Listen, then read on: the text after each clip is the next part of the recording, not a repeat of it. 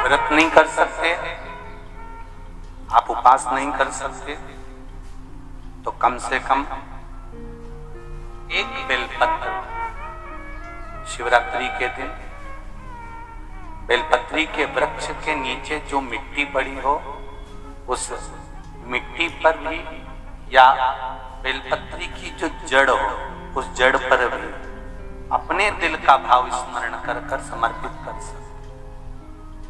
क्यों? स्कंद पुराण में कहा गया है कि बेलपत्री के वृक्ष के नीचे शिवरात्रि के दिन 33 कोटि देवी देवता भगवान शंकर की आराधना करने आते। जैसे श्रावण के महीने में पार्वती और मां गंगा, ये दोनों शिव की आराधना करने के लिए आते। गंगा भी हिमालय राज की बेटी है और माता पार्वती भी हिमालय राज की बेटी। उन्होंने हिमालय राज से केवल 2 चीजें ली हैं, एक गंगा को लिया और एक पार्वती को, और दोनों को बड़ी विचित्रता में लिया। गंगा को मस्तक पर चढ़ाया, गंगा को मस्तक पर बिठाया और हिमालय राज की एक बेटी को अपनी गोदी में बिठाया। पार्वती को भगवान गोदी में लिया, एक को मस्तक पर, एक को गोदी। अगर बेलपत्र खाओगे शंकर जी के मंदिर की तो मुख में जीवान छार छार हो जाती है। बोलो सही है कि गलत? प्रतिदिन बेलपत्र खाओगे शंकर मंदिर की तो मुख में कई बार छाले भी पड़ जाते हैं। सत्य है कि गलत है? शिव महापुराण की कथा कहती है अति सर्वस्व वर्जते। आपको अगर बेलपत्र खाना है हफ्ते में 2 खाओ, हफ्ते में 3 खाओ।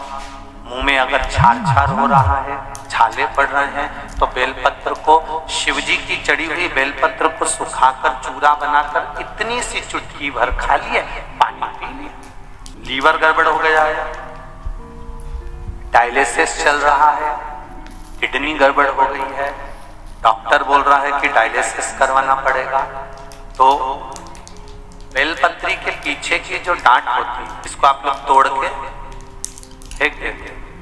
वो बेलपत्री के पीछे की जो डांट है ये ब्रह्मा विष्णु महेश, समझ में आ रहा है आप लोगों को?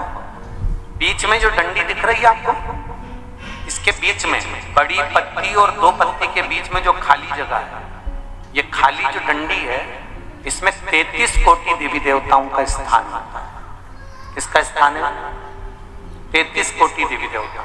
इसलिए बेलपत्र चढ़ाते समय बेलपत्र को इस जगह से पकड़कर समर्पित किया जाता है कि 33 कोटि देवी देवताओं का स्पर्श कर कर, ब्रह्मा विष्णु महेश का स्पर्श कर कर चढ़ाया जाता है।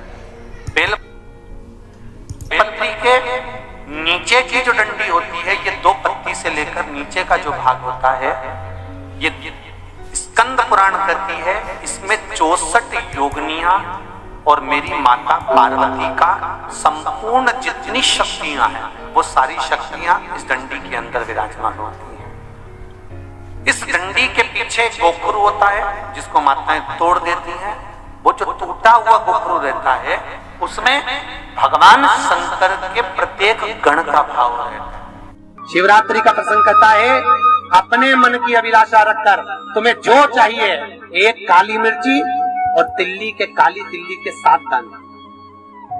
एक काली मिर्ची और काली तिल्ली के कितने दाने?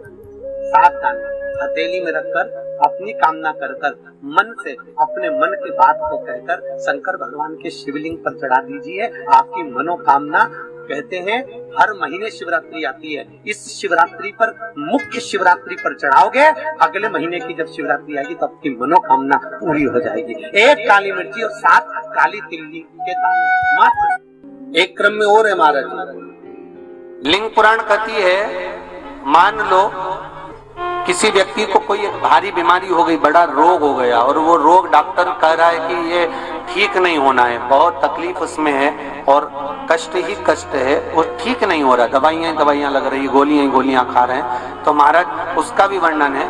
7 धतूरे, कितने धतूरे लेना है? 7 धतूरे। कोई सी भी शिवरात्रि से मतलब महीने में 1 बार शिवरात्रि आती है, प्रत्येक महीने आती है।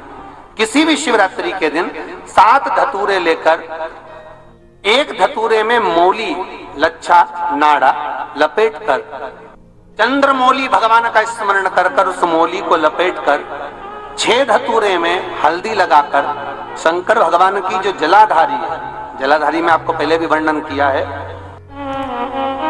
शंकर भगवान का ये शिवलिंग है, ये जलाधारी है, ये 5 लड़कियों का स्थान है। शंकर भगवान का संपूर्ण परिवार शिवलिंग के सामने से जहां से जल चालू होता है गिरने के लिए नीचे की ओर जब जल जाता है, उस स्थान पर भगवान शंकर के सारे गणों का स्थान है हो।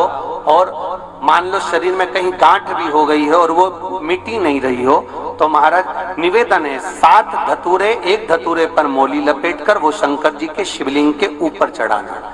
6 धतूरे, उसमें से एक धतूरा भगवान श्री गणेश जी का स्थान, दूसरा धतूरा श्री कार्तिकेय जी का स्थान, तीसरा धतूरा अशोक सुंदरी का स्थान।